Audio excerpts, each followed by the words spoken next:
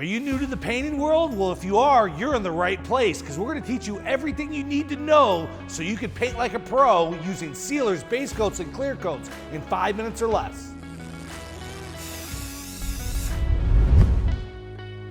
In some of our previous videos, we showed you how we took this aluminum Toyota hood that was all dented up, had a bunch of rock chips and corrosion on it, and we stripped it and primed it. Well, we've got this almost ready for paint. We figured we would take this bumper that's for the same car, get it all prepped out, and paint them both together and show you every product and procedure we use. Before we get carried away, let's start at the beginning. You need to protect yourself with the proper gloves, eye protection, dust mask, and respirators. This industry is dangerous and you need to look out for yourself. Also, you need to look out for your parts. Make sure they've been cleaned properly with soap and water. Make sure there's no oil or grease on them. Make sure you use a high quality wax and grease remover before you start sanding or scuffing on your parts. Both of these parts have already been prepped. This was a brand new used bumper that we got from a salvage yard that was not in bad shape. We're gonna just scuff this up and hit it with some 600, and we're gonna come in and throw our color over it, AKA our base coat, and then clear it. This hood, we're gonna prep this guy and finish it with a 600 grit. Typically when I'm painting solid colors, I'll stop with a 400 grit. If I'm painting non-solid colors, meaning metallics, candies, or pearls, I'll end with a 600 before I do my sealer, base coat, and clear coat. Once we get all that done, we're gonna throw them in the booth and get to the fun part. Before you bring it in the booth, slow down a little bit. Remember, preparation is everything. Cleanliness is everything. Blow the parts off really well. Blow yourself off really well. Blow the stands off really well. Make sure that the booth is clean. Bring the parts in only after everything is clean. Mask them off, very good. Slow down, take your time, double check everything, and then you guessed it, blow it off again, clean them again, and now we're ready to tack and shoot. We're ready to paint. I'm gonna put my jacket on to keep the dust off of my paint job, but also to keep all the bad stuff off of my skin. I'm gonna come in there, I'm gonna tack it off really well. If you have any burn throughs, you can come in and put a little bit of rattle can or 2K etch on any cut throughs, and then I'm gonna apply 1 coat of a wet urethane sealer over everything. If the bumper was raw plastic or if it was beat up, I probably want to seal that too, but we got lucky and the bumper it doesn't need. So let's see how it goes.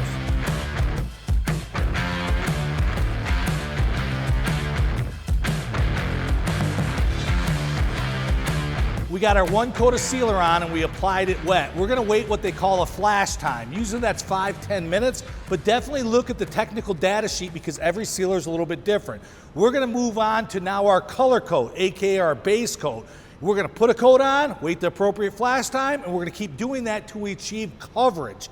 How many coats will it take? Sometimes it takes 2-3 coats, sometimes it might take a lot more depending on the paint line you're using and the color. The key here is to be consistent, have a tight overlap, don't try to rush it, and honor your flash times and just try to get coverage right now.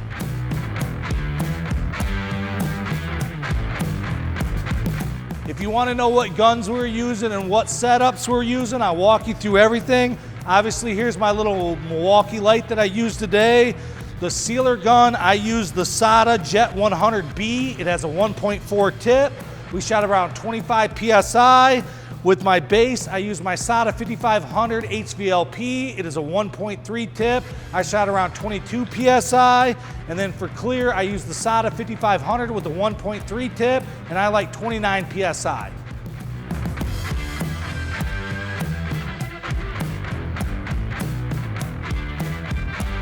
Doctoring your base coat. In a perfect world, we would get the base coat to come out of the gun perfectly every time, but that's not a reality for most people. But here's the one thing you want to know about doctoring your base coat. Before you apply clear coat, confirm to make sure the color matches, because if you catch it now, you can tint it, change it, it's not a big deal. Once you put that clear coat on, it is a big deal. Let's say you've got a run or some sand scratches or some pieces of dirt. You can come in there and wet sand or dry sand a couple of those scratches out and apply base on it before you clear it. So it's okay to doctor your base, especially for you beginners out there. Clear coat. You definitely don't want to cheap out on some low-end clear coat. And a lot of people go, well, I like this clear coat because it sprays good. You want a high-quality clear with good UV protection. We're using the Alpha 4521. You can buy it at refinishmedia.com. I believe dollar for dollar, it's the best clear out there. There's definitely better clear, more expensive clear, but if you're trying to ball on a budget, this is a great product. We're gonna come in and put 2 big wet coats on. I like putting 2 big wet coats on.